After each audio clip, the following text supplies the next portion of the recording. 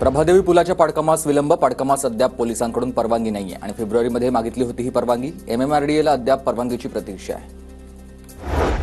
New India प्रकरणी पैसे स्वीकारणाऱ्या व्यावसायिकाला अटक. उन्नदाथ अरुणाचलम असं अटक झालेल्या 6व्या आरोपीचं नाव आणि आरोपीला 18 मार्चपर्यंत पोलीस कोठडी. अपहारामध्ये 30 कोटी लाटल्याचा आरोप आहे. पुणे बाजार समितीमध्ये फ्लॉवर, कोबी, ढोबळी मिरची, शेवग्याच्या दरामध्ये घट झाली तर हिरवी मिरची, मटारच्या दरामध्ये वाढ झाली. इतर फळभाज्यांचे दर स्थिर असल्याची व्यापाऱ्यांची माहिती आहे.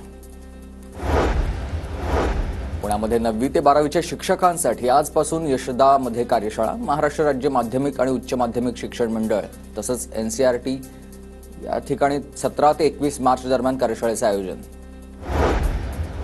बदलापूरमध्ये उल्हास नदीत नाल्याचं पाणी मिसळत असल्याचा प्रकार समोर आलाय. परिसरातील नागरिकांच्या आरोग्याला धोका आहे.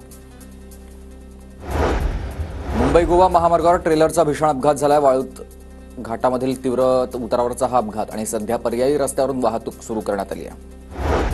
धुळ्यातील पाळोर चौफुल परिसरामधल्या कृषी महाविद्यालयाजवळील शेत शिवारात अचानक आग लागली. या आगीमध्ये मोठ्या प्रमाणात शेती पिकं जळून खाक.